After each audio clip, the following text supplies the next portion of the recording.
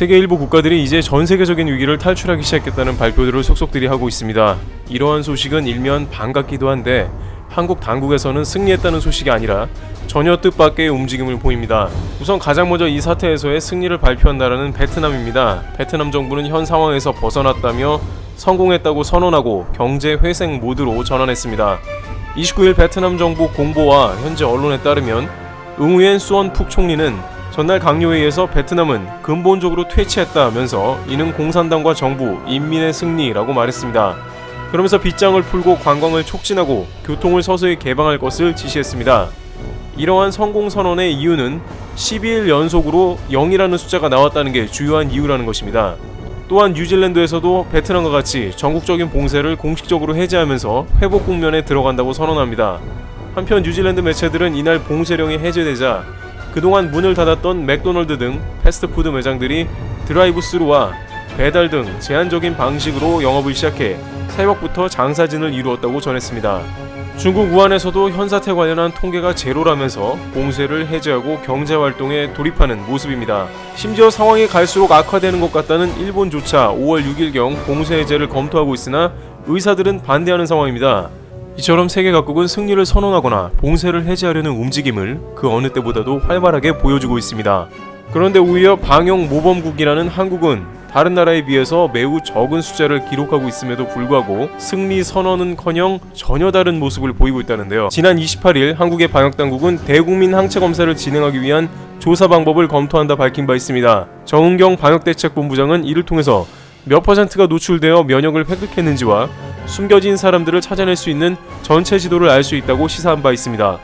또한 이 전국민 항체 검사를 통해 다가오는 2차 대유행에 대비할 수 있다는 것입니다. 이미 방역당국은 다가오는 가을과 겨울 시즌을 대비하여 1억 개의 마스크를 비축한다 밝혔습니다.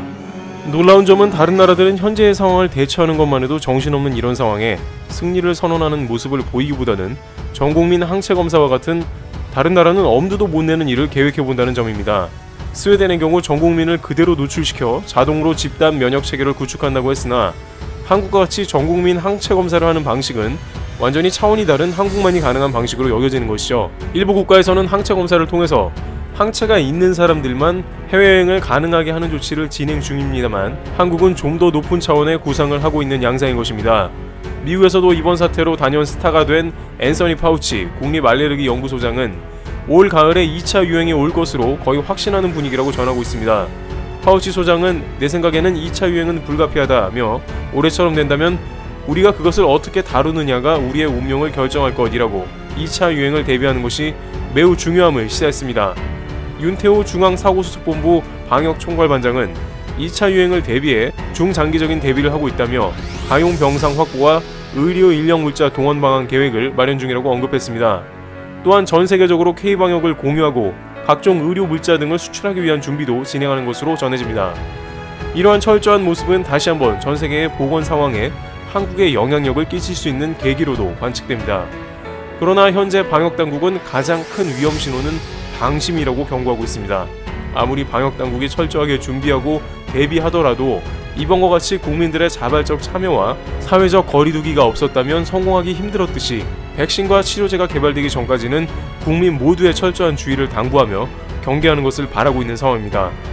테러블티브 여기서 마치겠습니다. 감사합니다.